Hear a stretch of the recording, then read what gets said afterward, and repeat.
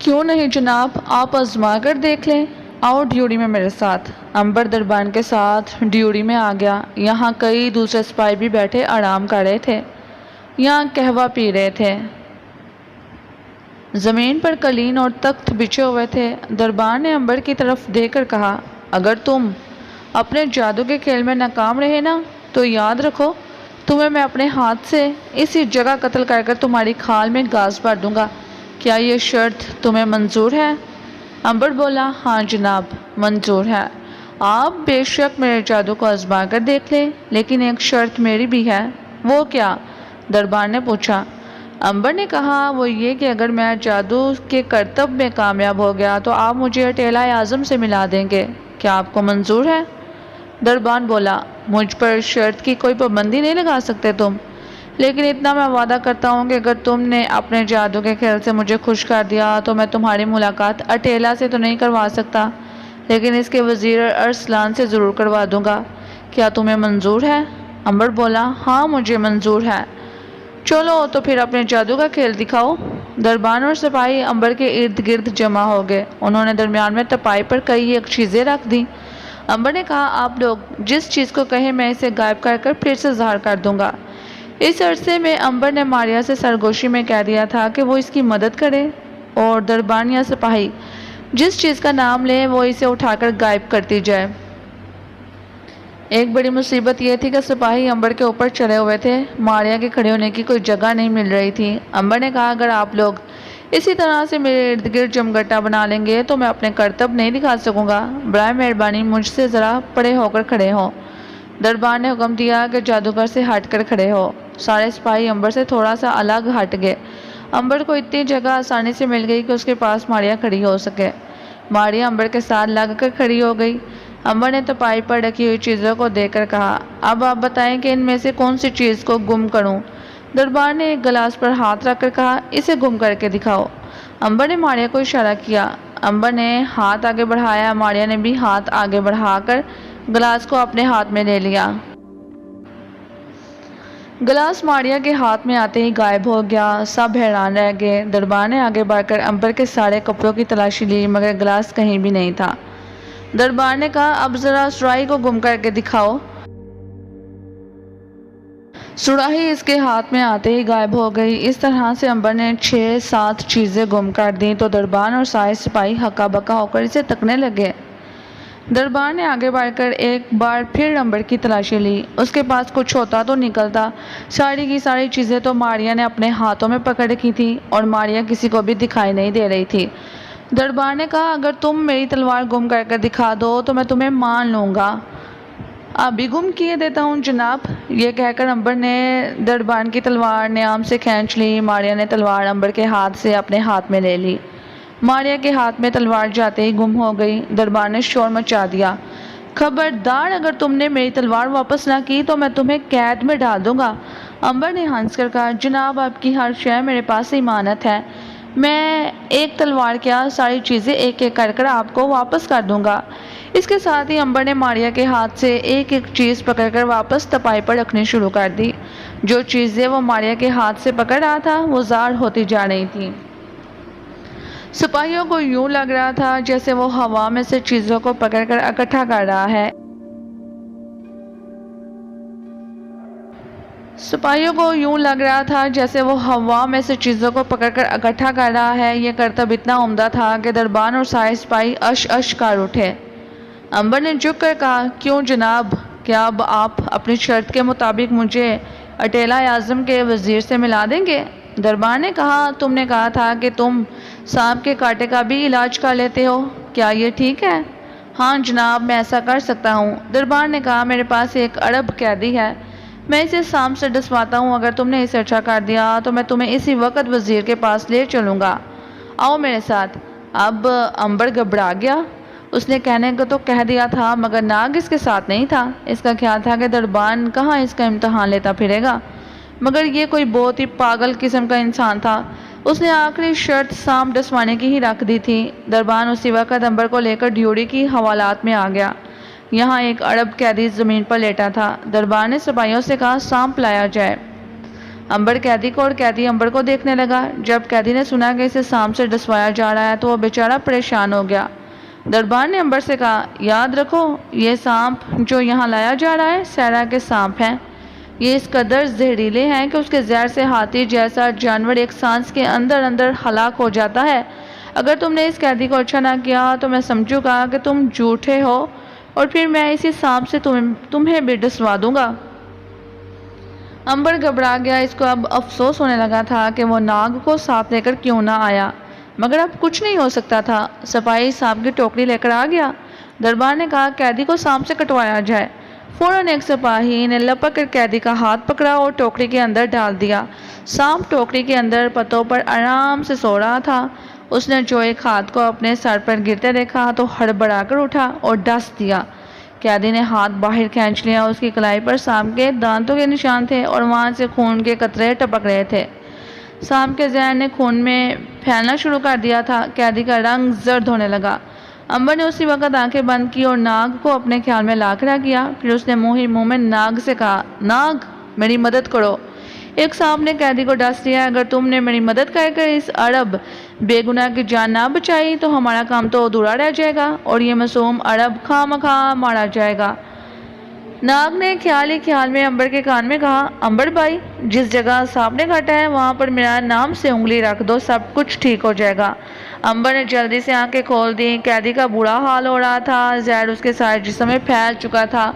उसका बदन जर्द होकर फिर नीला पड़ गया था और वो उखड़े उखड़े सांस ले रहा था। वो मरने के करीब था। दरबार और सिपाही मुस्कुराकर अंबर को देख रहे थे। दरबार ने कहा, जादूगर, इसके बाद तुम्हारी बारी है। ये अरब कैदी तो मर रहा है, अब तुम तैयार हो जाओ, अब तुम्हें इस सांप से कटवाया जाएगा। अंबर ने मरते हुए कैदी की कलाई अपने हाथ में पकड़ी और दूसरे हाथ की उंगली से उसने सांप के कांटे की जगह पर नाग का नाम लिख दिया और नाग के नाम का लिखना था कि एक अजीब किस्म का असर वहां हुआ। जिस टोकरी में सांप बंद था, इसमें सांप ने जोर से फनकार मारी। यूं लगता था जैसे सांप सख्त तकलीफ में है। टोकरी का ढकना उलट कर दूर जा गिरा और सांप उछलकर टोकरी से बाहर आ गया। वो भाग कर कैदी के पास पहुंचा जहां उसने काटा था। वहां अपना मुंह रख कर जहर को वापस चूसना शुरू कर दिया। सब लोग आंखें फाड़े ये सब तमाशा देख रहे थे। सांप ने अपना मुंह कैदी की कलाई पर लगा रखा था। जहर कैदी के जिस्म से निकल कर वापस सांप के मुंह की गुठली में वापस जा रहा था। कहाँ तो कैदी दम तोड़ रहा था और उसका जिस्म नीला पड़ गया था, कहाँ अब उसे होश आना शुरू हो गया था। उसके जिस्म का नीलापन भी दूर होने लगा। थोड़ी देर बाद कैदी ने आंखें खोल दी। सांप उसके जिस्म से सारा खून चूस लेने के बाद उठा और एक तरफ हटकर खड़ा हो गया। कैदी उठकर परे हट गया। वो जिंदा हो गया था। सांप ने बड़े गौर से अंबर को देखा, फिर उसके इर्द गिर्द चक्कर लगाने लगा। हर चक्कर पर वो आगे बढ़कर अंबर के सामने सर झुका देता।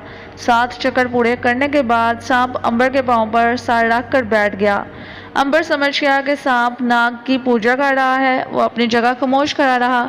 एक सिपाही ने आगे बढ़कर सांप को छेड़ दिया। सांप एकदम गजबनाक होकर मुड़ा और इसने झपट कर सिपाही की पिंडली पर डस दिया। खुदा जाने इस वक्त सांप किस आलम में था कि उसके मुंह से एक शोला निकला जिसने सिपाही के जिस्म में आग लगा दी। इससे पहले कि अंबर और दरबान उसे बचा सके, सिपाही जलकर राख का ढेर हो गया। अंबर हैरान रह गया कि ये किस कदर खतरनाक सांप है जो इसके पाँव पर सर रखे बैठा है। अंबर ने झुककर कहा, ऐ सांप, अब वापस अपनी टोकरी में चला जा। तुमने जो करना था वो कर लिया है। सांप ने अपनी जुबान में कहा, ऐ शीशनाग के भाई, इस अहमक आदमी ने मेरी पूजा में खलल डाला था। मैं इसे जलाता ना तो और क्या करता। खुदा की कसम, इस वक्त अगर पहाड़ भी मुझे छेड़ता तो मैं इसे भी भस्म काट डालता। अब मैं जा रहा हूँ। शीशनाग को मेरा सलाम कहना। मैं इसका पुजारी हूँ, इसका गुलाम हूँ। हम इसके पाँव चूमते हैं और जो इसका भाई हो इसके भी पाँव चूमते हैं। ये सारा खेल इस कदर खौफनाक था कि सारे सिपाही खौफजदा होकर परे हट गए। दरबान भी अंबर से डर गया। अंबर ने सांप से कहा, ऐ सांप, वापस अपनी टोकरी में जाकर आराम कर। सांप जमीन पर रेंगता हुआ अपनी टोकरी में चला गया। अंबर ने ढकना उठाकर टोकरी के मुंह पर रख दिया और दरबान से कहा, क्यों जनाब, اب تو آپ مجھے وزیر سے ملا دیں گے نا؟ دربار نے اپنی ہار مان لی تھی۔ اس نے کہا، ہاں میرے بھائی، میں اپنی شرط کے مطابق تمہیں ابھی لے کر وزیر کے پاس چلتا ہوں، آؤ میرے ساتھ۔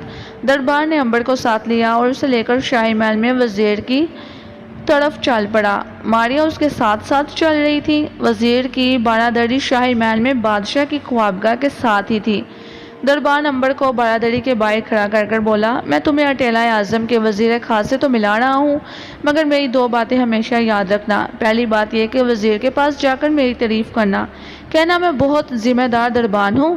دوسری بات یہ کہ جب کبھی مجھے تمہارے جادو کی ضرورت پڑی نا تو میری مدد کرنا۔ اگر تم نے ایسا نہ کیا تو یاد رکھو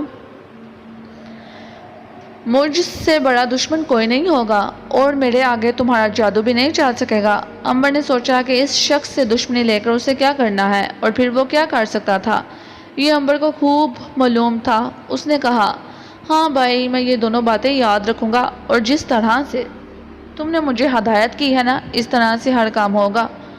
اس کے بعد دربان امبر کو لے کر وزیر کے پاس آ گیا۔ وزیر سنہری لباس پہنے ایک بڑے شاندار بستر پر نیم دراز تھا۔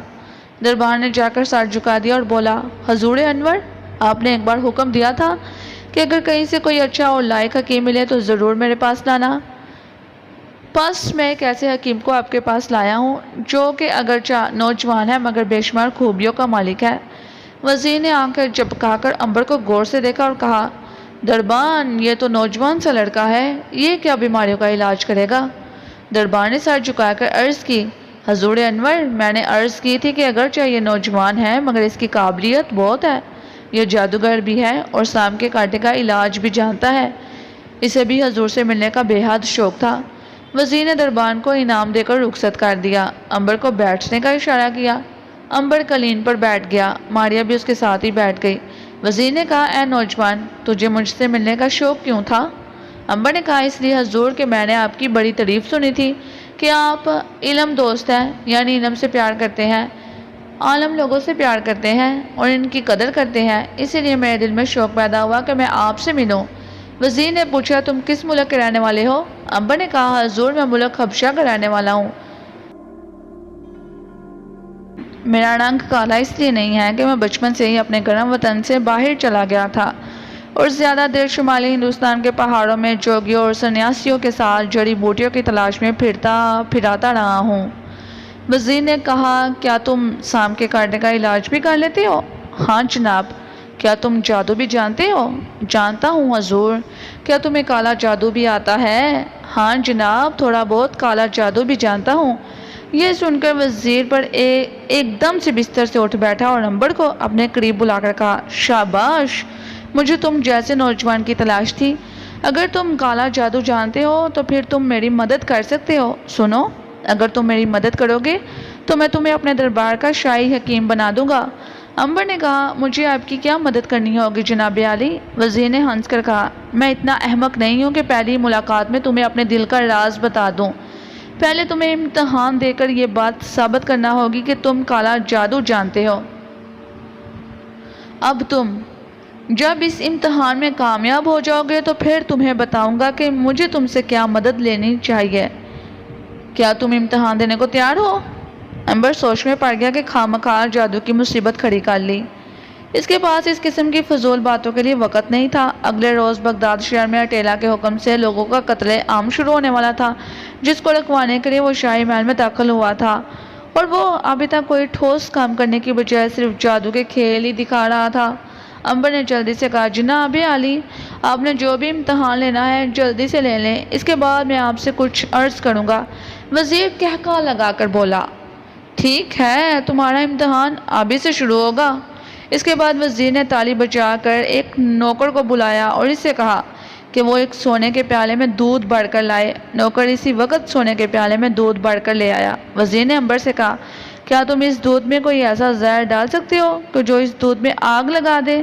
امبر نے مسکرا کر کہا، یہ کون سی مشکل بات ہے، ابھی کیے دیتا ہوں۔ یہ کہہ کر امبر نے جیب میں سے ایک سفوف کی پڑیا نکالی۔ پڑیا میں ایک ایسا زہر تھا جو پانی میں آگ لگا سکتا تھا۔ امبر یہ زہر اپنے ساتھ لے کر چلا گیا تھا۔ امبر نے پڑیا میں سے زہر لے کر سونے کے کٹورے والے دودھ میں ڈال دیا۔ زہر دودھ میں گرتے ہی دودھ آگ کا شعلہ بن کر اڑ گیا۔ وزیر ہکا بکا رہ گیا۔ شاباش، تم کامیاب ہوئے۔ میں تمہیں آج رات کو بتاؤں گا کہ مجھے تم سے کس طرح کی مدد لینی ہے۔ اب تم اپنے خاص کمرے میں جا کر آرام کرو۔ امبر سلام کر نوکروں کے ساتھ اپنے خاص کمرے میں آ گیا۔ ماریا بھی اس کے ساتھ ساتھ آئی تھی۔ کھانا کھانے کے بعد وہ سوچنے لگے کہ انہیں کل کس طرح سے شہریوں کو اٹیلا کے قتل عام سے بچانا ہوگا۔ خدا جانے یہ وزیر کس قسم کی مدد طلب کرنا چاہتا تھا۔ رات کے پہلے پہر وزیر نے امبر کو بلایا۔ امبر غلام کے ساتھ وزیر کے کمرے میں پہنچا تو وہ اپنے پلنگ سے اٹھ کر بے چینی سے فرش پر ٹہل رہا تھا۔ امبر کو آتے دیکھ کر اس نے ہاتھ کے اشارے سے غلام کو جانے کو کہا۔ وزیر نے امبر کو اپنے قریب ایک تخت پر بیٹھنے کو کہا۔ امبر تخت پر بیٹھ گیا تو وزیر بولا، سنو امبر، میں آج سے تمہیں اپنا خاص حکیم اور شاہی جادوگر کا خطاب دیتا ہوں۔ تمہیں بغداد شہر کا ایک علاقہ جاگیر میں دے دیا جائے گا، مگر اس کے عوض تمہیں میرا ایک کام کرنا ہوگا۔ وہ کیا حضور؟ امبر نے پوچھا۔ وزیر نے آہستہ سے کہا، اگر تم نے یہ کام کر دیا تو میں تمہیں بغداد کا گورنر بھی بنا دوں گا۔ اگر تم نے اس راز کو کھول دیا تو تمہیں زندہ مگرمچھوں کے آگے ڈال دیا جائے گا۔ کیا تم سمجھ گئے کہ میں کیا کہنا چاہتا ہوں؟ امبر سمجھ گیا تھا کہ وہ کیا کہنا چاہتا ہے۔ ہزاروں سال سے امبر وزیروں کی اس قسم کی خونی سازشوں کو دیکھتا آیا تھا۔ اسے معلوم ہو چکا تھا کہ وزیر نے کس کے خلاف کوئی زبردست سازش تیار کر رکھی ہے اور وہ امبر سے کام لے کر اپنا الو سیدھا کرنا چاہتا ہے۔ اس نے بڑے بول پن سے کہا، جناب عالی، میں سمجھ گیا ہوں، لیکن آپ کام بتائیے کہ مجھے آپ کی کیا خدمت کرنی ہوگی۔ وزیر نے کہا، سنو، میں اٹیلا کو قتل کر ملک پر قبضہ کرنا چاہتا ہوں۔ امبر وزیر کا منہ تکنے لگا۔ یہ شخص اٹیلا سے بھی 2 قدم آگے تھا۔ اٹیلا کو قتل کرنا کوئی معمولی بات نہیں تھی، کیونکہ ایک تو وہ خود جنگجو سپاہی تھا اور دوسرے وہ ہر وقت تلوار اپنے ساتھ رکھتا تھا، پھر اس کے ارد گرد اس پر جان نچھاور کرنے والوں کا تو ہجوم رہتا تھا۔ امبر نے کہا، جناب عالی، اٹیلا کو قتل کرنا کوئی آسان کام نہیں ہے۔ کیا آپ کو معلوم ہے کہ اس راہ میں کیا کیا مشکلیں ہیں؟ وزیر نے زمین پر پاؤں مار کر کہا، میں سب جانتا ہوں، اس لیے تو میں تیری مدد لے رہا ہوں۔ تم اسے اپنے کالے جادو کے ذریعے سے قتل کرو گے، بلکہ اس کے ساتھ ہی اس کے جان نثاروں کو بھی قتل کرو گے۔ اس کے بدلے میں تمہیں نہ صرف جاگیر دار کر دوں گا، بلکہ انعام کے طور پر تمہیں بغداد شہر کا گورنر بھی بنا دوں گا۔ امبر خاموش ہو گیا۔ وزیر نے کہا، تم خاموش کیوں ہو گئے ہو؟ امبر، کیا سوچ رہے ہو؟ امبر بولا، جناب عالی، میں یہ سوچ رہا ہوں کہ یہ کام بڑا مشکل ہے، اس میں بڑا خون خرابہ ہو سکتا ہے۔ وزیر کڑک کر بولا، میں خون خرابے کی پرواہ نہیں کرتا۔ اٹیلا کو قتل کرنے میں اگر ہزاروں آدمیوں کا خون بہتا ہے تو بے شک بہے، مجھے پرواہ نہیں۔ امبر نے کہا، جناب عالی، اس میں دوسرے انسانوں کا ہی نہیں بلکہ آپ کے خون بہنے کا بھی خطرہ ہے۔ ہو سکتا ہے میرا ارادہ جو ہے وہ ناکام ہو جائے اور آپ کے ساتھ ہم سب کو گرفتار کر موت کے گھاٹ اتار دیا جائے۔ وزیر سوچ میں پڑ گیا، پھر بولا، مگر تمہارا وار اوچھا کیوں پڑے گا؟ کیا تمہیں جادو پر مہارت نہیں ہے؟ کیا تمہارا جادو ٹھیک نہیں ہے؟ میں نے تو خود دیکھا ہے کہ تم جادو کے زور سے بہت کچھ کر سکتے ہو۔ اگر تم چاہو تو میں تمہیں اور انعام بھی دے سکتا ہوں۔ امبر آہستہ آہستہ جان بوجھ کر وزیر کو اس طرف لا رہا تھا جہاں وہ اس سے اپنی ایک شرط منوانا چاہتا تھا۔ جب امبر نے دیکھا کہ وزیر اٹیلا کو قتل کر ملک پر قبضہ حاصل کرنے کے لیے بڑی سے بڑی شرط ماننے کو تیار ہے تو اس نے کہا، میں اٹیلا کو اپنے جادو کے ذریعے قتل کر دوں گا، لیکن اس کے بدلے آپ کو صرف ایک کام کرنا ہوگا۔ وہ کیا؟ وزیر نے جلدی سے پوچھا۔ امبر نے کہا، وہ یہ کہ اٹیلا سے کہہ کر آپ کل بغداد میں ہونے والے قتل عام کو رکوا دیں گے، کیونکہ شہر میں ہر جگہ لوگوں کا خون بہہ رہا ہوگا تو میرا جادو نہیں چل سکتا۔ کیا آپ ایسا کروا سکیں گے؟ وزیر بولا، اگرچہ ایسا ہونا مشکل ہے، اٹیلا کو بادشاہ اور شاہی خاندان کے فرار ہونے کا سخت غصہ ہے۔ اس نے فیصلہ کر رکھا ہے کہ وہ کل سے بغداد شہر کے لوگوں کو قتل کرنا شروع کر دے گا۔ پھر بھی میں کوشش کروں گا کہ قتل عام نہ ہو۔ امبر نے جٹ سے کہا، جناب یہ آپ کا کام ہے، اگر آپ قتل عام رکھوانے میں کامیاب ہو گئے تو اٹیلا کو دنیا کی کوئی طاقت میرے کالے جادو کے شکنجے سے نہیں بچا سکے گی، اور اگر آپ کامیاب نہ ہوئے اور کل شہر میں قتل عام شروع ہو گیا تو میں اٹیلا کو اپنے جادو کے زور سے قتل نہ کر سکوں گا، میرا جادو بیکار ہو جائے گا۔ وزیر بولا، لیکن کالا جادو تو خون خرابے میں بڑا چلتا ہے۔ امبر نے کہا، ٹھیک ہے، مگر میرا جادو قتل عام میں نہیں چلتا، میں نے یہ کئی بار آزما کر دیکھا ہے۔ آپ کوشش کریں کہ کل کے خون خرابے کو رکوا دیں، میں اٹیلا کا سر کاٹ کر آپ کے پاس لے آؤں گا۔ اور اس کے جان سر کو کیا ہوگا؟ میں ان سب کو بھی ٹھکانے لگانا چاہتا ہوں۔ امبر نے کہا، ان کے کٹے ہوئے سر بھی اب اپنے آپ کے قدموں میں آ جائیں گے۔ وزیر نے کہا، تو پھر کل بغداد میں رعایا کا قتل نہیں ہونے دوں گا۔ امبر بولا، یہ قتل عام کم از کم 4 دنوں تک رک جانا چاہیے، کیونکہ میرا جادو 4 روز کے بعد اثر کرے گا۔ میں اپنا عمل 4 روز تک جاری رکھوں گا۔ وزیر نے کہا، ایسا ہی ہوگا، 4 روز تک میں شہر میں لوگوں کا قتل عام رکھوا دوں گا۔ ٹھیک ہے، میں آج ہی سے اپنا عمل شروع کر رہا ہوں، مجھے جس چیز کی ضرورت ہوگی آپ سے کہہ دوں گا۔ اس سمجھوتے کے طے پاتے ہی امبر سیدھا اپنے کمرے میں آ گیا۔ یہاں ماریا اس کی راہ دیکھ رہی تھی۔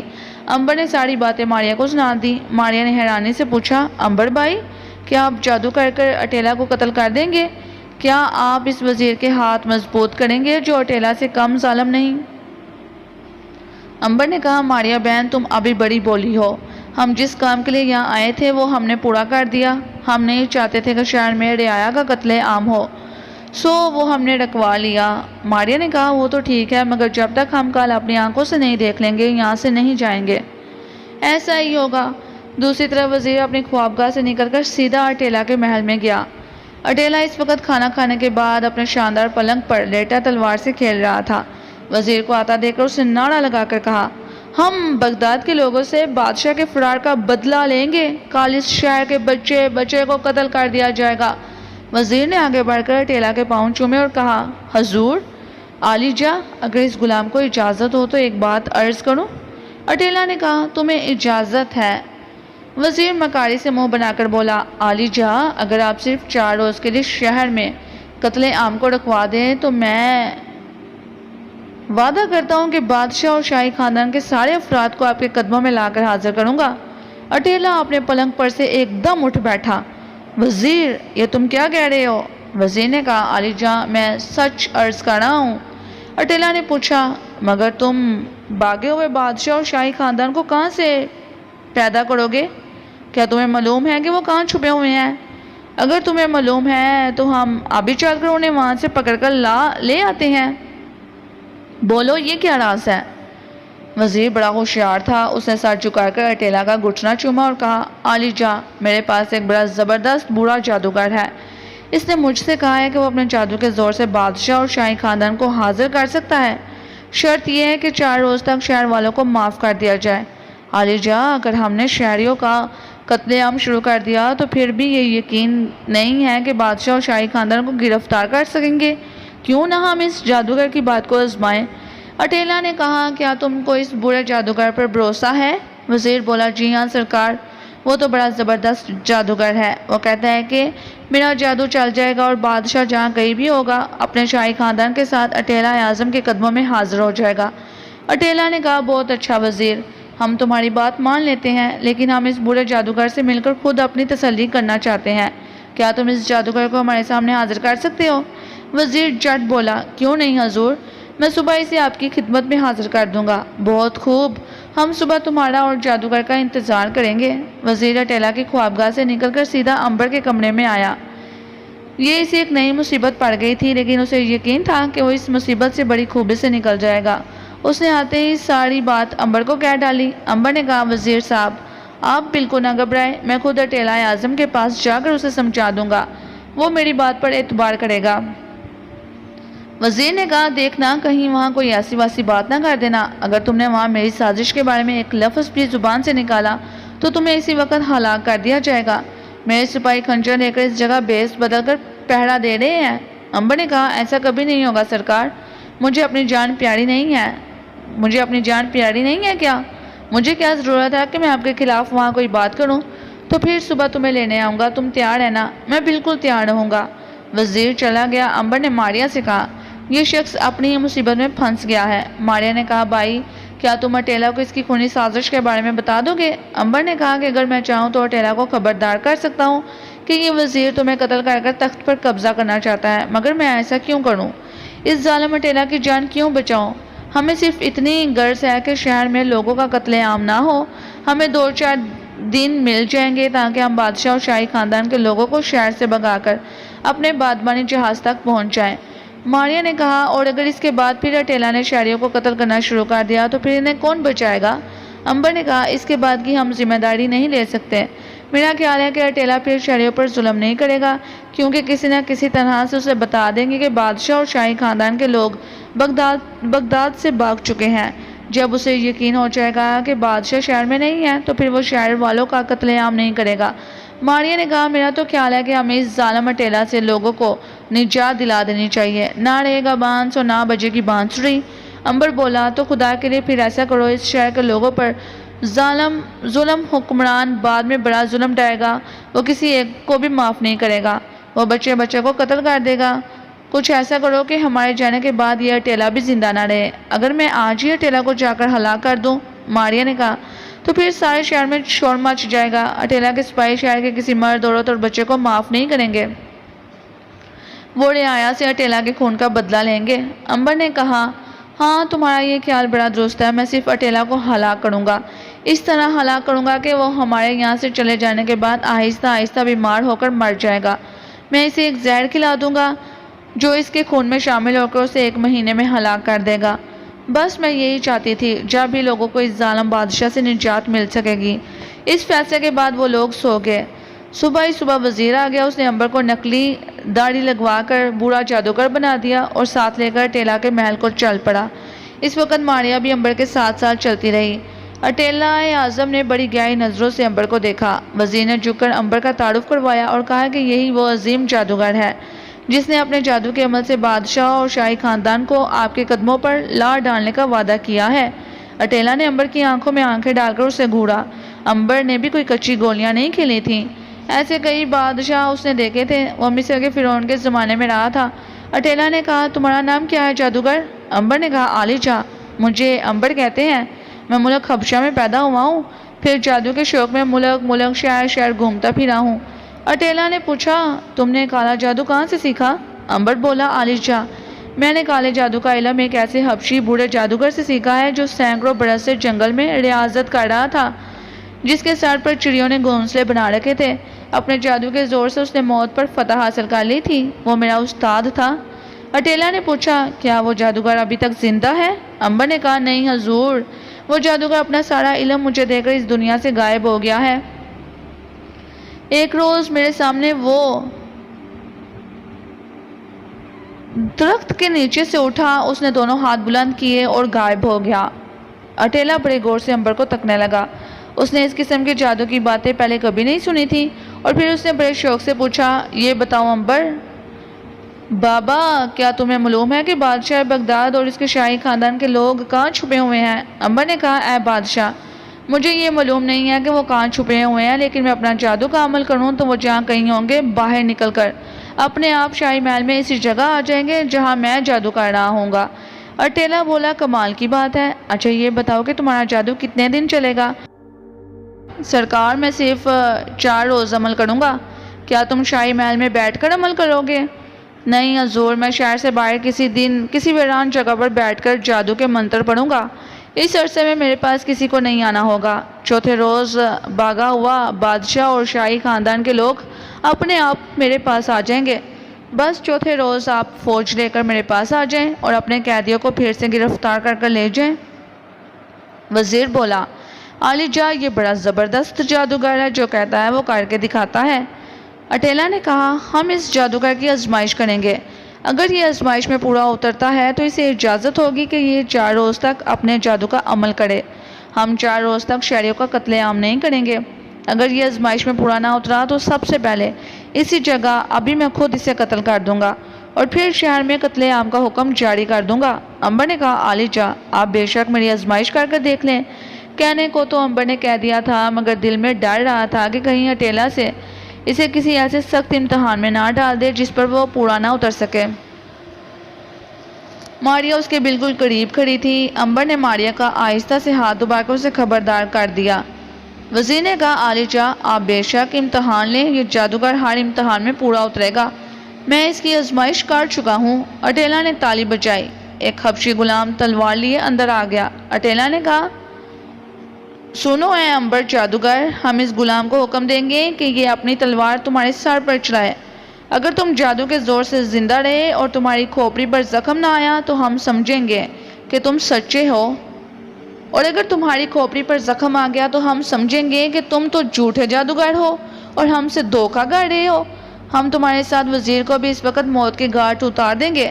یہ امتحان ہم اس لیے لے رہے ہیں کہ تم نے کہا تھا کہ تمہارا استاد مرا نہیں تھا، اس کے اندر جادو کی اتنی طاقت تھی کہ وہ زندہ رہا اور غائب ہو گیا۔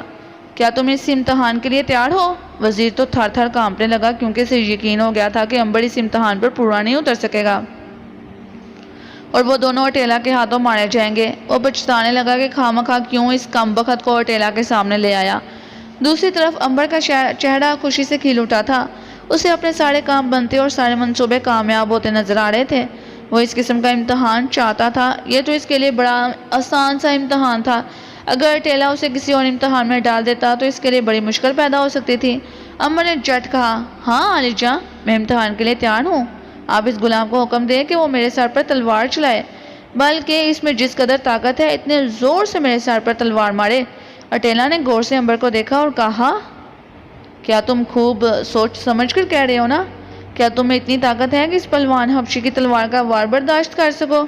امبر نے مسکرا کر کہا، ہاں علی جناح، آپ اسے حکم دے، یہ جتنی زور سے تلوار کا وار کرے گا تلوار کے اتنے ہی ٹکڑے ہو جائیں گے۔ اٹیلا کہکا لگا کر ہنس پڑا، بابا تم اپنی موت کو آواز دے رہے ہو؟ ٹھیک ہے، میں اسے حکم دیتا ہوں، تم تیار ہو جاؤ۔ میں تیار ہوں۔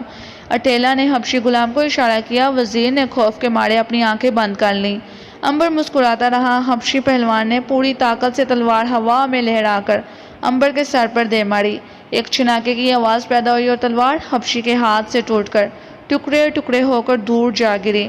اٹیلا کی آنکھیں پھٹی کی پھٹی رہ گئیں۔ وزیر نے بھی آنکھیں کھول دی اور زمین پر گرے ہوئے تلوار کے ٹکڑوں کو حیرانی سے تکنے لگا۔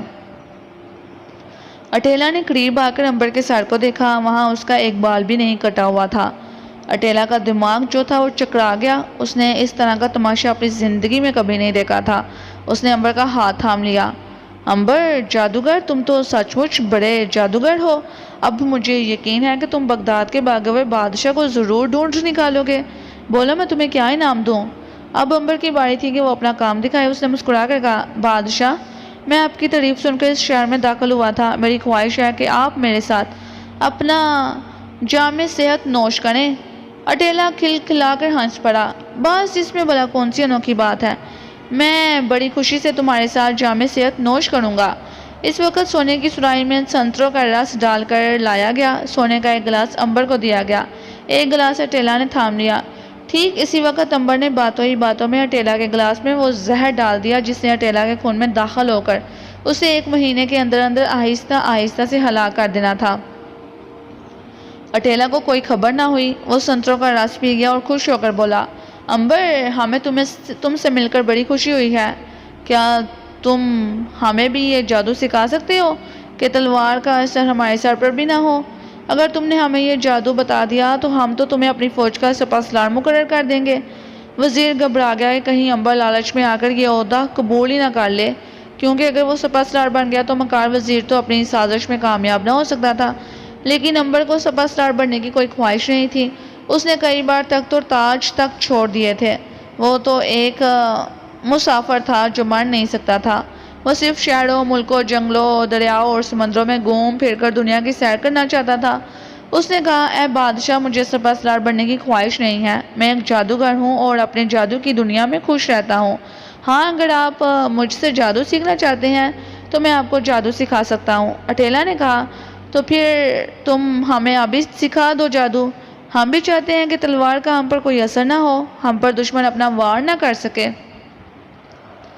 امبر نے کہا، اس کی بھی ایک شرط ہے جناب عالی۔ وہ کیا؟ ہم کو بتاؤ، ہم اس کے لیے تمہاری ہر شرط مان لیں گے۔ ہم سب کچھ کر سکتے ہیں، ہم اس ملک کے بادشاہ ہیں۔ امبر بولا، شرط صرف یہ ہے کہ میں 4 روز کے بعد آپ کو جادو سکھا سکوں گا۔ میں چاہتا ہوں کہ سب سے پہلے میں آپ کے بھاگے ہوئے قیدیوں کا کھوج لگاؤں، کیونکہ میں نے اس پر کام شروع کر دیا ہے۔ اٹیلا نے کہا، ہمیں منظور ہے، تم ہمیں سب سے پہلے ہمارے قیدی واپس لا دو، پھر ہم تم سے یہ جادو بھی سیکھ لیں گے۔ امبر بولا، لیکن آپ پر فرض ہے کہ 4 روز تک اس شہر میں کسی بھی شہری کے خون کو نہ بہایا جائے۔ ہرگز نہیں، شہر میں امن امان ہی ہوگا۔ تم اپنا کام کرو۔ بہت بہتر، اب اجازت دیں تاکہ میں شہر سے باہر ایک ویران کھنڈر میں جا کر اپنے جادو کا کام شروع کر سکوں۔ تمہیں اجازت ہے۔ چوتھے روز ہم خود اپنے سپاہی لے کر بھاگے ہوئے بادشاہ اور شاہی خاندان کے لوگوں کو تم سے لینے وہاں پہنچ جائیں گے۔ جی ہاں، میں آپ کا انتظار کروں گا، لیکن 4 روز سے پہلے کسی سپاہی کو اجازت نہیں ہوگی کہ شہر سے باہر کھنڈروں کی طرف جائے۔ بالکل اجازت نہیں ہوگی، تم بے فکر ہو کر اپنا کام کرو۔ امبر وزیر کے ساتھ اٹیلا کے محل سے واپس آ گیا۔ وزیر نے اس کے کمرے میں آتے ہی کہا، کیا اب تم اٹیلا کو قتل کرنے پر تیار ہو؟ امبر نے کہا، کیوں نہیں، میں نے آپ سے جو وعدہ کیا ہے میں اس سے پیچھے نہیں ہٹوں گا۔ میں جنگل کے کھنڈر میں بیٹھ کر جادو کا وظیفہ کروں گا۔ 2 روز وظیفہ کرنے کے بعد تمہیں ایک خنجر دوں گا۔ اس خنجر کو تم اپنے ہاتھ سے ہوا میں پھینک دو گے۔ اس خنجر کو تم اپنے ہاتھ سے ہوا میں پھینک دو گے۔ یہ خنجر جادو کا خنجر ہوگا۔ یہ ہوا میں اڑتا ہوا اٹیلا کے محل میں پہنچے گا اور سب سے پہلے اٹیلا کے سینے میں اترنے کے بعد اس کے دوسرے ساتھیوں کو بھی باری باری ہلاک کر دے گا۔ بس پھر تم اس ملک کے بادشاہ بن جاؤ گے اور میں گورنر بن جاؤں گا۔ وزیر نے کہا، کیا تم اپنے وعدے سے پھر تو نہیں جاؤ گے؟ امبر بولا، ہم جادوگر جب کسی سے کوئی وعدہ کر لیتے ہیں تو پھر کبھی اس وعدے سے پیچھے نہیں ہٹتے۔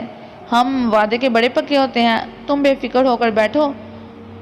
یہ تمہیں میری طرف سے تاکید ہے کہ 3 روز تک تم بھی کھنڈر کی طرف مت آنا، کیونکہ اس طرح سے میرے جادو کا اثر ختم ہو جائے گا۔ وزیر جلدی سے بولا، نہیں نہیں، ہرگز نہیں، ادھر نہیں آؤں گا میں۔ تم آرام کے ساتھ کھنڈر میں بیٹھ کر اپنا جادو کا وظیفہ کرو۔ پھر وزیر آہستہ سے جھک کر بولا، کیوں بھائی، تم یہ جادو ہمیں نہیں سکھا سکتے؟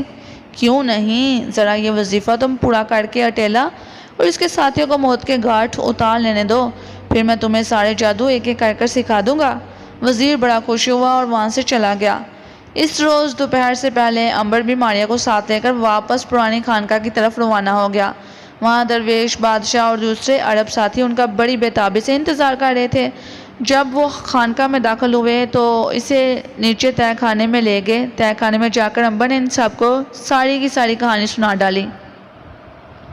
وہ بڑے خوش ہوئے کہ امبر نے دانش مندی اور اپنی ہوشیاری سے کام لے کر نہ صرف شہریوں کا بے گناہ قتل عام رکوایا تھا، بلکہ اتنی اجازت بھی لے لی تھی کہ ہر طرف اس طرف نہ کوئی سپاہی نہ آئے۔ بادشاہ بغداد نے کہا، بیٹا تم بڑے انمول رتن ہو، تم پر ہم جتنا بھی ناز کریں نہ کم ہے۔ امبر نے کہا، اب ہمیں یہاں وقت ضائع نہیں کرنا چاہیے۔ آج ہی رات ہمیں اس خانقاہ سے نکل کر دریائے دجلہ کے کنارے کنارے اس طرف سفر شروع کر دینا چاہیے جہاں میرا جہاز کھڑا ہے۔ ایسا ہی ہوگا، درویش نے کہا۔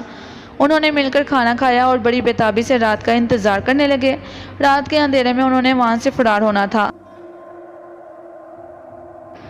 شاہی خاندان کے فرار کا انتظام پہلے سے کر لیا گیا تھا۔ 4 اونٹ اور 12 گھوڑے خانقاہ سے تھوڑے فاصلے پر ایک خفیہ جگہ پر چھپا کر باندھ دیے گئے تھے۔ رات آدھی گزر گئی تو سب لوگ اٹھ کھڑے ہوئے۔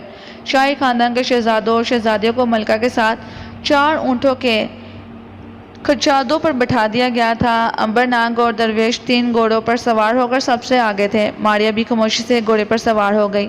باقی گھوڑوں پر دوسرے عرب مجاہد سوار ہو گئے۔ ان سب نے سیاہ کپڑے پہنے ہوئے تھے تاکہ رات کے اندھیرے میں وہ دور سے کسی سپاہی کو دکھائی نہ دے۔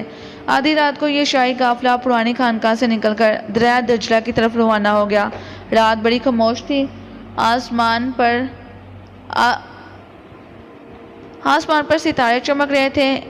ان کی ہلکی ہلکی زرد روشنی میں صحرا دور تک نظر آ رہا تھا۔ یہ لوگ بڑی تیز رفتاری سے روانہ ہوئے تھے۔ اسے خیال تھا کہ جلد سے جلد بغداد کے علاقے سے نکل جائیں گے۔ ساری رات قافلہ بڑی خاموشی سے صحرا میں چلتا رہا۔ صبح کی نیلی روشنی نمودار ہوئی تو دور سے انہیں کھجور کے جھنڈ نظر آئے۔ امبر ان راستوں سے پوری طرح سے خبردار تھا۔ وہ ناگ، بادشاہ اور درویش کے ساتھ آگے آگے چل رہا تھا۔ باقی مجاہد شاہی خاندان کے اونٹوں کی حفاظت کرتے ان کے آگے آگے پیچھے چل رہے تھے۔ امبر نے درختوں کو دیکھ کر کہا، ہم تھوڑی ہی دیر میں دریائے دجلہ پر پہنچنے والے ہیں۔ بادشاہ نے کہا، ہاں، یہ درخت دریائے دجلہ کے کنارے اگے ہوئے ہیں۔ قافلہ چلتا رہا۔ سورج مشرق سے اپنی سنہری کرنیں لے کر نکلا تو یہ لوگ دریا پر پہنچ گئے۔ امبر اور ناگ نے خدا کا شکر ادا کیا، کیونکہ اگر وہ صحرا میں راستہ بھول کر بھٹک جاتے تو پھر وہ ساری زندگی اپنی منزل پر نہیں پہنچ سکتے تھے۔ ناگ نے کہا، ہمیں دریا کے ساتھ ساتھ سفر کرنا ہوگا۔ درویش بولا، دریا میں کس جگہ تمہارا جہاز کھڑا ہے امبر؟ امبر نے کہا، ہمارا جہاز دریا کی ایک کھاڑی میں چھپا ہوا ہے۔ مگر یہ کھاڑی یہاں سے کافی دور ہے. ہم نے چنگیزی فوج کے سپاہیوں کے ڈر کے مارے جہاز کو اتنی دور کھڑا کیا تھا. ہم ابھی 1 دن اور 1 رات کا سفر کریں گے اور پھر وہاں پہنچیں گے. بادشاہ نے کہا کیا ہمیں دریا کے ساتھ سفر کرنا ہوگا؟ امبر بولا نہیں بادشاہ سلامت، آج کسی وقت ہم دریا سے الگ ہو جائیں گے اور پھر کل کس وقت دریا سے دوبارہ آن ملیں گے. اس کے بعد وہ کھاڑی آ جائے گی. درویش نے کہا کہ اگر ہمیں دوبارہ دریا کے ساتھ آ کر مل جانا ہے تو پھر دریا کے ساتھ ساتھ ہی کیوں نہ سفر کرتے رہیں. ناگ نے کہا کہ اس کی وجہ یہ ہے کہ جہاں سے ہم دریا کو چھوڑ دیں گے وہاں سے دریا کے کنارے دلدلی ہیں. اس میں اونٹوں اور گھوڑوں کے دنس جانے کا خطرہ ہے. ہمیں بہرحال وہی راستہ اختیار کرنا چاہیے جس راستے سے ہم آئے ہیں. صرف اس صورت میں ہم اپنی منزل تک پہنچ سکیں گے، نہیں تو خطرہ ہے کہ کسی مشکل میں گرفتار نہ ہو جائیں. بادشاہ نے کہا ہاں درویش، امبر اور ناگ کا خیال بالکل ٹھیک ہے، ہمیں اس پرانے راستے پر سفر کرنا چاہیے. چنانچہ قافلہ سفر کرتا رہا. کچھ دور درختوں کے ساتھ ساتھ سفر کرتے ہوئے وہ دوپہر کے بعد دریا کے کنارے سے الگ ہو گئے. اب دریا کے ساتھ ساتھ دلدلی زمین شروع ہو گئی تھی. دریا سے دور ہو کر وہ ایک صحرا میں آ گئے جہاں کہیں بھی کسی درخت کا سایہ نہیں تھا. ایک جگہ قافلے نے پڑاؤ کاٹ کر کھانا کھایا، تھوڑا سا آرام کیا اور پھر سفر شروع کر دیا. رات کو ایک جگہ رک گئے. یہاں ارد گرد ریت کے بے شمار اونچے نیچے ٹیلے تھے. آدھی رات تک کھانا کھانے کے بعد قافلے والے مسافر آرام کرتے رہے. اس کے بعد پھر سے سفر پر چل پڑے. ساری رات وہ صحرا میں ستاروں کی روشنی میں سفر کرتے رہے. صبح کے وقت وہ پھر دریا کے ساتھ آن ملے. اب وہ اپنی منزل کے قریب تھے. امبر نے بادشاہ اور درویش سے کہا ہم منزل سے دور نہیں ہیں، کچھ فاصلے پر ایک پہلا دن گزرنے کے بعد ہمیں دریا کی کھاڑی میں اپنا جہاز نظر آ جائے گا. وہ چلتے رہے. ناگ نے امبر کو الگ لے جا کر کہا امبر اس خزانے کا کیا کرنا ہے جو ہم نے صحرا میں ایک پرانے کھنڈر میں دبا رکھا ہے؟ ماریا نے بھی امبر سے یہی سوال کیا. امبر بھائی ہم خزانے کو اس صحرا میں نہیں چھوڑ سکتے اور ساتھ بھی نہیں لے کر جا سکتے. امبر نے کہا ساتھ کیوں نہیں لے جا سکتے؟ ماریا بولی کہ اس لیے کہ ان لوگوں کا کوئی اعتبار نہیں ہو سکتا ہے، یہ ہمارے خزانے کو لوٹ لیں. امبر ہنس کر بولا یہ لوگ مسلمان ہیں اور مسلمانوں کی ایمانداری ساری دنیا میں مشہور ہے، ہم خزانہ نکال کر ساتھ لے جائیں گے. ناگ نے کہا امبر بھائی کہنے کو تو آپ ٹھیک کہتے ہیں، مگر ہم خواہ خطرہ کیوں مول لیں اور کسی کی ایمانداری کو کیوں آزمائیں؟ بہتر یہ ہوگا کہ ہم چھپ کر خزانہ جہاز میں ساتھ رکھ لیں. وہ کیسے؟ اس سلسلے میں ماریا کا گھوڑا ہماری مدد کرے گا. اگر ہم کسی طرح سے خزانہ ماریا کے گھوڑے پر رکھ دیں تو وہ خزانہ کسی کو نظر نہیں آئے گا. امبر نے کہا یہ تو ٹھیک ہے، مگر خزانہ کھنڈروں سے جا کر اپنے ساتھ لائے گا کون؟ ماریا بولی یہ کام میں خود کر لوں گی، آپ لوگ کھاڑی کی طرف جائیں، میں صحرا میں جا کر خزانہ اٹھا کر لے آؤں گی. ناگ نے کہا ماریا بہن تمہیں معلوم ہے خزانہ کس جگہ دفن ہے؟ کیوں نہیں، میں اس مقام کو جانتی ہوں، آپ لوگ کھاڑی کی طرف جائیں، میں خزانہ لے کر آ جاؤں گی. امبر نے کہا کیا ہاں، لیکن ہم جہاز پر زیادہ دیر انتظار نہیں کر سکیں گے، بہتر ہوگا کہ تم آج شام تک خزانہ لے کر جہاز پر آ جاؤ. ماریا نے کہا کیوں نہیں، اس میں ایسی مشکل بات کون سی ہے، یہاں سے کھنڈر بہت قریب ہے، میں شام ہونے تک آ جاؤں گی. بہت اچھا، تم خدا کا نام لے کر جاؤ. ماریا ایک مقام پر ان لوگوں سے الگ ہو گئی. اس نے گھوڑے کو راستے پر ڈال دیا جو صحرا میں اس کھنڈر کی طرف چلا گیا تھا جہاں خزانہ دفن تھا. چلتے چلتے تھوڑی دیر بعد اسے دور سے کھنڈر نظر آنے لگے. ماریا نے گھوڑے کی رفتار تیز کر دی. ادھر قافلہ بھی کھاڑی کے پاس پہنچ گیا. دور سے انہیں جہاز کے مستول نظر آئے تو قافلے میں خوشی کی لہر دوڑ گئی. بادشاہ نے امبر سے کہا امبر بیٹا تم نے شاہی خاندان کی مدد کر کر ہمارے دل جیت لیے ہیں. اگر خدا اس وقت تمہیں ہماری مدد کو نہ بھیجتا تو میرے سارے خاندان کو قتل کر دیا جاتا. امبر نے کہا بادشاہ سلامت، آپ ایک نیک دل مسلمان بادشاہ ہیں، آپ کی مدد کرنا میرا فرض تھا. میں تو خدا کا شکر ادا کرتا ہوں کہ اس نے مجھے اس قابل بنایا کہ میں آپ کی مدد کر سکا اور آپ کے کسی کام آ سکا. کھاڑی کے کنارے پہنچ کر قافلہ رک گیا. امبر اور ناگ نے مل کر جاڑیوں میں چھپائی ہوئی کشتی کو باہر نکالا. سب سے پہلے اس میں شہزادوں اور ننھی شہزادیوں کو سوار کر دیا گیا. ناگ کو ان کے ساتھ کیا اور کشتی جہاز کی طرف بہنے لگی. جہاز اسی طرح سے کھڑا تھا، اس کے بادبان لپٹے ہوئے تھے. ناگ نے رسی کی سیڑھیوں کی مدد سے سارے شاہی خاندان کو ملکہ اور بادشاہ سمیت جہاز کے عرصے پر پہنچا دیا. اس کے بعد وہ خود بھی جہاز کے اوپر آ گیا. اس نے نیچے جا کر سب کو دونوں کیبنوں میں آرام کرنے کے لیے کہا. باورچی خانہ کھول دیا گیا. اس نے شہزادیوں سے کہا میرے بچوں، یہاں کھانے پینے کی ہر شے موجود ہے، آرام سے جو دل کرے کھاؤ پیو اور خدا کا شکر ادا کرو. اس کے بعد ناگ کشتی میں سوار ہو کر واپس کنارے پر آ گیا تاکہ وہاں سے دوسرے لوگوں کو بھی لا کر جہاز پر سوار کروایا جا سکے۔ تھوڑی دیر بعد سارے کے سارے مسافر جہاز پر آ چکے تھے۔ گھوڑوں اور اونٹوں کو صحرا میں آزاد کر دیا گیا کیونکہ جہاز پر ان کا سوار ہونا بیکار تھا اور صحرا میں سفر کر کے وہ واپس جا نہیں سکتے تھے کیونکہ صحرا میں گھوڑے اور اونٹ عام طور پر اپنا راستہ تلاش کر کر منزل پر پہنچ جاتے ہیں۔ اب ناگ اور امبر کو ماریا کا انتظار تھا۔ ابھی شام نہیں ہوئی تھی۔ سب لوگ جہاز کے ڈیک پر بیٹھے آپس میں باتیں کر رہے تھے۔ بادشاہ نے کہا میرا خیال ہے کہ میں اگر یہاں سے خلیج فارس کے پانیوں میں سفر کر کر امارا کی بندرگاہ پر پہنچ جاؤں تو وہاں مجھے اپنے بانجے کے ہاں پناہ مل سکتی ہے۔ وہاں سے ہم فوج لے کر بغداد پر حملہ کر کر اپنا کھویا ہوا تخت حاصل کر سکتے ہیں۔ درویش نے کہا بادشاہ سلامت، آپ کا خیال بڑا اچھا ہے۔ امارا کی فوج اور بانجا آپ پر جان چھڑکتے ہیں۔ بادشاہ نے کہا اس کے لیے ہمیں جلد سے جلد یہاں سے نکل جانا چاہیے، وقت بڑا قیمتی ہے، ہمیں اسے ضائع نہیں کرنا چاہیے۔ امر نے کہا مشکل یہ ہے کہ ابھی ہوا تیز نہیں ہے، اتنی ہوا نہیں ہے کہ بادبانی جہاز کو آگے دھکیل سکے۔ تو پھر ہمیں کب تک یہاں رہنا ہوگا؟ درویش نے پوچھا۔ ناگ نے کہا زیادہ دیر نہیں، مجھے امید ہے کہ رات کے وقت ہوا چلنے لگے گی، ہم آدھی رات کو کوچ کر جائیں گے۔ اصل میں امبر اور ناگ صرف ماریا کے لیے وہاں رکے ہوئے تھے، نہیں تو اتنی ہوا ضرور تھی کہ دریا میں وہ سفر کر سکیں۔ اب ذرا ماریا کی بھی خبر لیتے ہیں۔ ماریا گھوڑے دراتی اس کھنڈر میں پہنچ گئی جہاں انہوں نے مل کر خزانے کو دفن کیا تھا۔ وہ ابھی گھوڑے پر سوار تھی کہ کیا دیکھتی ہے کھنڈر میں سے ایک آدمی نکل کر باہر آیا، پھر وہ دوسرا باہر آ گیا۔ وہ دونوں بڑے غور سے صحرا میں دیکھ رہے تھے۔ ایک نے کہا تمہارا وہم ہے، یہاں ہمارے سوا اور کوئی نہیں ہے۔ پہلے نے کہا میں نے اپنے کانوں سے کسی گھوڑے کے ہنہنانے کی اور اس کے قدموں کی آواز سنی ہے۔ وہ ٹھیک کہہ رہا تھا، ماریا کا گھوڑا ایک بار ہنہنایا بھی تھا اور کھنڈروں کے پتھروں پر سے اس کے قدموں کی آواز بھی گونجی تھی۔ بہرحال دونوں نے جب دیکھا کہ صحرا خالی ہے تو وہ واپس کھنڈر میں چلے گئے۔ ماریا سوچنے لگی یہ کم بخت کہاں سے آ گئے، اور پھر کوئی پتہ نہیں تھا کہ وہ دو ہی ہیں یا زیادہ ہیں۔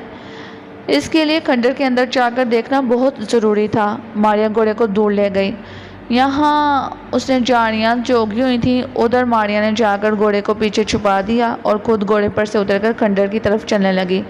مصیبت یہ تھی کہ وہ خود تو نظر نہیں آئی تھی مگر ریت پر اس کے قدموں کے نشان برابر پڑ رہے تھے۔ خدا کا شکر تھا کہ وہاں کوئی ان نشانوں کو دیکھنے والا نہیں تھا، نہیں تو ان نشانوں کی مدد سے ماریا کو گرفتار کر کر اپنے قابو میں کیا جا سکتا تھا۔ ماریا جلدی سے کھنڈروں میں آ گئی۔ یہاں پتھر ہی پتھر زمین پر بکھرے تھے، پتھروں پر ماریا کے پاؤں کے نشان نہیں پڑ رہے تھے۔ ماریا ایک ٹوٹی پھوٹی دیوار کے پیچھے لگ کر کھڑی ہو گئی۔ اندر سے صرف دو آدمیوں کی باتوں کرنے کی آواز آ رہی تھی۔ پھر اس نے سنا کہ جیسے کوئی شخص پتھروں کو زمین پر سے اکھاڑ رہا ہے۔ ماریا جلدی سے اندر آ گئی۔ کھنڈروں میں وہی دو ڈاکو بیٹھے تھے، قریب ہی ان کے گھوڑے بندھے ہوئے تھے۔ وہ دونوں ڈاکو ہاتھوں میں کھندالے لیے ٹھیک اسی جگہ سے پتھروں کی سیل اکھاڑ رہے تھے جہاں انہوں نے خزانے کو دفن کیا تھا۔ ماریا پہلے تو پریشان ہو گئی کہ یہ کم بخت ان کے خزانے کو چرانے وہاں کہاں سے آ گئے۔ اسے اس بات کی بھی حیرانی تھی کہ ان لوگوں کو یہ پتہ کیسے چل گیا کہ یہاں خزانہ دفن ہے۔ بہرحال یہ وقت اس قسم کی باتوں کے سوچنے کا نہیں تھا کیونکہ وہ لوگ تو خزانہ نکال کر لے جا رہے تھے۔ ڈاکوؤں نے کھدالوں سے سیل اکھاڑ کر پڑے پھینک دی۔ سیل کے نیچے سے خزانے کا صندوق نکل آیا۔ دونوں ڈاکوؤں کے منہ سے خوشی کی چیخ نکل گئی، مل گیا خزانہ! خزانہ انہیں سچ مچ مل گیا تھا۔ ماریا چوکس ہو گئی۔ انہوں نے صندوق کو باہر نکال کر رکھ دیا۔ ڈھکن کھول کر دیکھا تو سونے کی اشرفیوں اور ہیرے کے جواہرات کے ڈھیر کو دیکھ کر ان کی آنکھیں چکا چوندھ ہو گئی تھیں۔ وہ خوشی سے ناچنے لگے تھے۔ ایک نے کہا چلو اسے جلدی سے یہاں سے اٹھا کر گھوڑے پر رکھتے ہیں، اب ہم بہت امیر ہو گئے ہیں، ہم کو یہاں سے نکل جانا چاہیے۔ انہوں نے خزانے کے صندوق کو گھوڑے پر لادنے کے لیے کام کرنا شروع کر دیا۔ ایک ڈاکو نے خزانہ دوسرے ڈاکو کے کندھے پر رکھ دیا۔ اب ماریا کے لیے خاموش رہنا خطرے سے خالی نہیں تھا۔ اس نے زور سے گرجدار آواز میں کہا، خبردار، اس جگہ خزانے کو واپس رکھ دو جہاں سے اٹھایا ہے۔ دونوں ڈاکو چونک کر ادھر ادھر تکنے لگے، وہاں کوئی بھی نہیں تھا۔ انہوں نے پھر سے خزانے کو گھوڑے پر رکھنے کی کوشش شروع کر دی۔ ماریا نے آگے بڑھ کر ایک ڈاکو کی نیام سے تلوار کھینچ لی اور گرجدار آواز میں کہا، اگر تم لوگ خزانے کو یہاں پھینک کر نہ بھاگے تو میں تم دونوں کو قتل کر دوں گی۔ میں اس خزانے کا بھوت ہوں۔ ڈاکو ڈر گئے کہ مگر خزانہ پھر بھی نہ چھوڑنا چاہتے تھے۔ اتنی دولت انہیں ساری زندگی کہیں سے نہیں مل سکتی تھی۔ ایک ڈاکو نے خزانے کو گھوڑے پر رکھا اور اس پر سوار ہو کر بھاگ اٹھا۔ ماریا بھی فوراً گھوڑے پر سوار ہوئی اور ڈاکو کے پیچھے دوڑی۔ وہ کھنڈر سے باہر نکل کر صحرا میں دوڑنے لگی۔ ماریا نے اس کا تعاقب شروع کر دیا۔ ایک جگہ ماریا کا گھوڑا ڈاکو کے گھوڑے کے بالکل قریب ہو گیا۔ ماریا نے پیچھے سے ڈاکو پر تلوار کا وار کیا۔ تلوار اس کی گردن پر لگی اور وہ گھوڑے پر سے گر پڑا۔ ماریا نے خزانہ گھوڑے پر ہی رہنے دیا، گھوڑے کی باگ تھامی اور اسے لے کر ان جھاڑیوں میں آگے جہاں اس کا اپنا گھوڑا کھڑا تھا۔ اس نے اپنے گھوڑے پر سوار ہو کر دوسرا گھوڑا آزاد کر دیا اور خزانے والے گھوڑے کی باگ تھام کر واپس جہاز کی طرف روانہ ہوگی۔ جس وقت وہ دریا کے کنارے پر پہنچی، سورج غروب ہونا شروع ہو گیا تھا۔ ناگ اور امبر اس کا بے چینی سے انتظار کر رہے تھے۔ امبر جہاز سے اتر کر دریا کے کنارے ٹہل رہا تھا۔ رات گہری ہونے لگی تھی۔ صحرا کے آسمان پر ستارے چمک رہے تھے۔ جہاز پر شاہی خاندان کے بچے آرام کر رہے تھے۔ بادشاہ اپنے کیبن میں تھا۔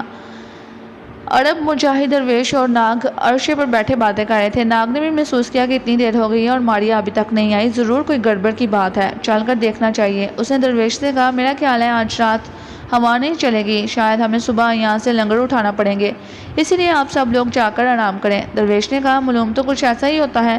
اس کے بعد وہ اپنے ساتھیوں کو لے کر نیچے کیبن میں جا کر لیٹ گیا۔ جہاز کا عرصہ خالی ہو گیا تو ناگ جہاز پر سے اتر کر دریا کے کنارے امبر کے پاس آ گیا۔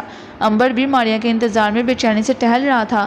اس نے کہا، امبر بھائی، ماریا کا جلدی پتہ کرنا چاہیے، خدا خیر کرے وہ ابھی تک نہیں آئی، کسی مصیبت میں نہ پھنس گئی ہو۔ امبر نے کہا، ہاں میں خود اس کے لیے بڑا پریشان ہوں، چلو چل کر دیکھتے ہیں۔ ابھی وہ جانے کی تیاریاں کر رہے تھے کہ انہیں گھوڑے کے چلنے کی آواز سنائی دی۔ کیا دیکھتے ہیں کہ سامنے سے ایک خالی گھوڑا چلا آ رہا ہے جس پر خزانے کا صندوق لدا ہوا ہے۔ وہ لپک کر اس کی طرف آگے، اس کے ساتھ ہی وہ گھوڑا جس پر ماریا سوار تھی۔ ماریا اور اس کا گھوڑا غائب تھے۔ امبر نے آگے بڑھ کر کہا، ماریا تم آ گئی؟ ہاں امبر بھائی، ناگ بولا، خدا کا شکر ہے، ہم تو بڑے پریشان ہو رہے تھے۔ امبر نے کہا، آخر بات کیا ہوئی، تم نے اتنی دیر کیوں کر دی؟ ماریا نے کہا، بس وہی پرانی بات، دو ڈاکو کہیں سے آ کر خزانے کو چرا کر لے جانے کی کوشش کر رہے تھے۔ امبر سر چٹک کر بولا، اوفو، ان کمبخت ڈاکوؤں سے نہ جانے کب ہمارا پیچھا چھوٹے گا، ہر جگہ آ کر مصیبت ڈال دیتے ہیں، آؤ اب جلدی سے جہاز پر چلو۔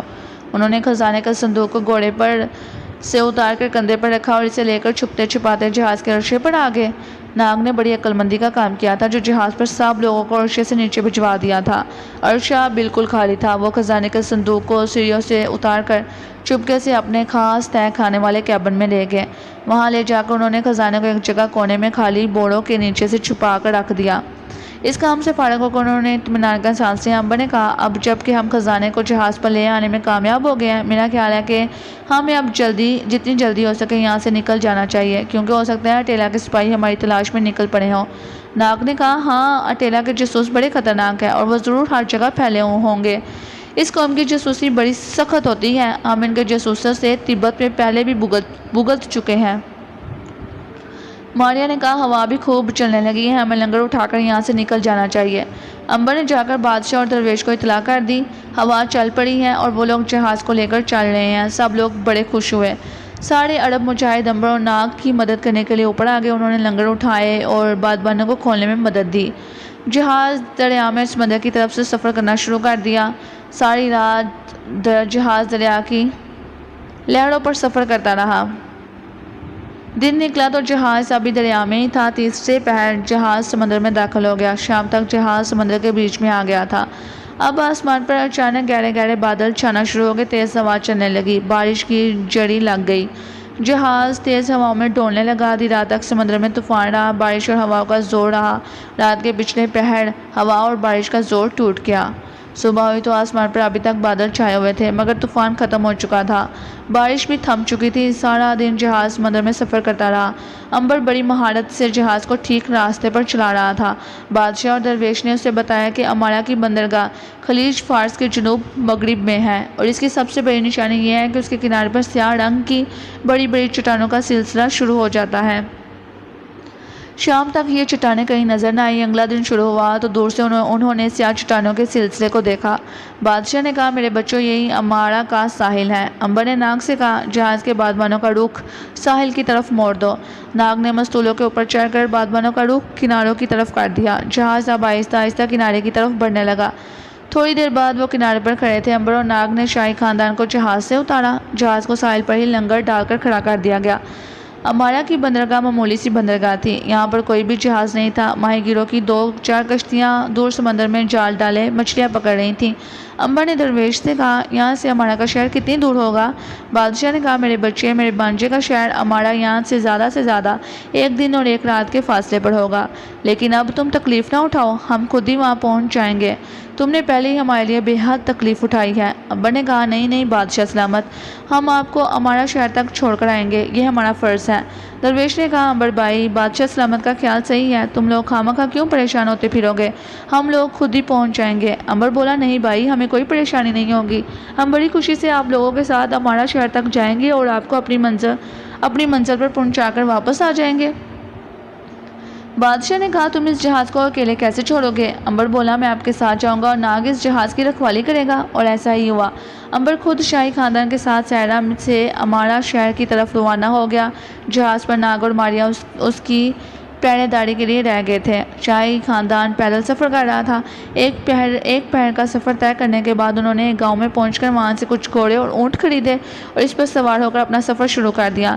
ایک دن اور ایک رات کے سفر کے بعد یہ شاہی قافلہ امارا شہر کے دروازے پر پہنچ گیا۔ دروازے پر پہرے داروں اور سپاہیوں نے بغداد کے بادشاہ سلامت اور دوسرے شاہی خاندان کے لوگوں کو مصیبت کی حالت میں آتے دیکھا تو انہوں نے جلدی سے دروازہ کھول دیا اور جھک کر سلام کیا۔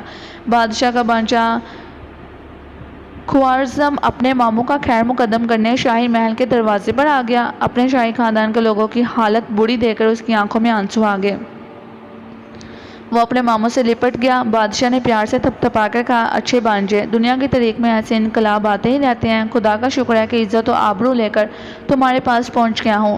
شاہی محل میں آ کر بادشاہ نے خوارزم سے امبر کا تعارف کروایا اور کہا بانجے اگر یہ نوجوان ہماری مدد نہ کرتا تو آج ہم لوگ زندہ حالت میں تمہارے سامنے کھڑے نہ ہوتے۔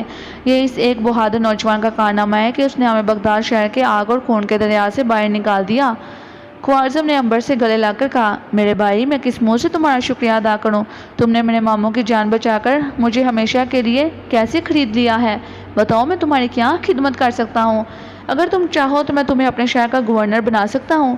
امبر بولا نیک دل بادشاہ آپ کو یہ شہر مبارک ہو، میں نے جو کچھ کیا وہ میرا فرض تھا، میرا بھائی پیچھے میری راہ دیکھ رہا ہے، مجھے اس کے پاس واپس پہنچنا ہے، اگر زندگی رہی تو پھر کبھی نہ کبھی ملاقات ضرور ہوگی۔ وہ رات امارا کے شاہی محل میں ٹھہرنے کے بعد امبر دوسرے روز صبح بادشاہ درویش عرب مجاہدوں اور خوارزم سے مل کر گھوڑے پر سوار ہو کر واپس اپنے جہاز کی طرف روانہ ہو گیا جو سمندر میں کھڑا تھا، جہاں ناگ اور ماریا اس کا شدت سے انتظار کر رہے تھے۔ جہاز پر ایک دن ایک رات آرام سے گزر گئی۔ دوسرے روز جب امبر شہر امارا سے واپس چلا تو ادھر جہاز پر ناگ عرشے کے جنگلے سے لگا سمندر کی لہروں کا تماشا کر رہا تھا کہ اسے دور سے ایک کشتی آتی دکھائی دی۔ ناگ نے نیچے سے ماریا کو بھی اوپر بلا لیا۔ اس نے ماریا کو کشتی دکھا کر کہا اسے یہ کشتی عجیب سی لگ رہی ہے کیونکہ وہ ماہی گیر کی کشتی سے زیادہ بڑی ہے اور اس میں آدمی بھی زیادہ سوار ہیں۔ ماریا نے کہا کہ آدمیوں کے سروں پر پتل کے خود ہیں، یہ تو کسی ملک کے سپاہی معلوم ہوتے ہیں۔ ناگ بولا انہوں نے معلوم ہوتا ہے جہاز کو دیکھ لیا اور وہ اسی طرف جہاز کی طرف بڑھ رہے ہیں، ہمیں ہر طرح سے ہوشیار ہو جانا چاہیے۔ اس کے ساتھ ہی ناگ پھنکار مار کر سانپ بن گیا اور مستول کے اوپر بادبانوں میں چھپ کر بیٹھ گیا۔ ماریا نے نیچے جا کر جلدی سے تہہ خانے کے دروازے پر تالا ڈال دیا جس کے اندر خزانہ چھپا ہوا تھا۔ وہ خود جہاز کے عرشے پر آ کر ایک طرف جنگلے کے ساتھ لگ کر کھڑی ہو گئی۔ کشتی والوں نے بھی جہاز کو دیکھ لیا تھا اور وہ جہاز کی طرف بڑھ رہے تھے۔ جب کشتی قریب آ گئی تو ماریا نے دیکھا کہ اس میں 10-11 سپاہی بیٹھے تھے، ان کے ہاتھوں میں لمبے لمبے نیزے تھے اور کمر کے گرد خمدار تلواریں اور خنجر لٹک رہے تھے۔ کچھ سپاہیوں کے کندھوں پر کمانیں اور ترکش میں تیر تھے۔ مستول کے ساتھ لپٹا سانپ بھی ان سپاہیوں کو حیرانی سے دیکھ رہا تھا کہ یہ کون سپاہی ہیں اور جہاز پر کیا کرنے آئے ہیں۔ ماریا کے ذہن میں ایک ہی خیال ضرور تھا کہ یہ ضرور اٹیلا کے سپاہی ہیں جو بغداد کے مفرور شاہی خاندان اور بادشاہ کی تلاش میں یہاں آئے ہیں۔ وہ خاموشی سے انہیں دیکھنے لگی کہ یہ لوگ کیا کرتے ہیں۔ کشتی جہاز کے قریب آ کر رک گئی، پھر کشتی نے جہاز کے ارد گرد چکر لگانا شروع کر دیا۔ 3-4 چکر لگانے کے بعد کشتی جہاز کے پیندے کے ساتھ لگ کر کھڑی ہو گئی۔ سپاہی کشتی میں سے نکل کر لنگر کے سنگل یعنی زنجیر کے ساتھ لٹک لٹک کر جہاز کے عرشے پر آ گئے۔ عرشے پر آتے ہی انہوں نے تلواریں نکال کر ہاتھوں میں تھام لیں۔ کمانوں پر تیر چڑھا لیے گئے، گویا وہ مقابلے کے لیے بالکل تیار ہو گئے تھے۔ ایک آدمی جو ان کا سپہ سالار لگتا تھا آگے بڑھ کر بولا کچھ سپاہی یہاں پہرا دیں گے، کچھ سامنے جا کر پہرا دیں گے، میں نیچے جاتا ہوں۔ جہاز خالی معلوم ہوتا ہے لیکن ہو سکتا ہے دشمن نے ہمیں دھوکہ دینے کی کوشش کی ہو۔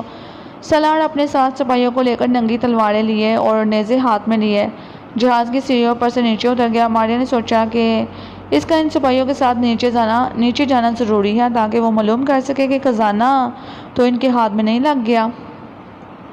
ماریا جلدی سے بڑی خاموشی سے سیڑھیوں پر پاؤں رکھتی نیچے اتر گئی۔ اس وقت سپاہی باورچی خانے میں گھسے ہوئے تھے اور ایک ایک چیز کو بڑے غور سے دیکھ رہے تھے۔ سلار نے چولہے کو ہاتھ لگا کر کہا، چولہا ٹھنڈا نہیں ہے۔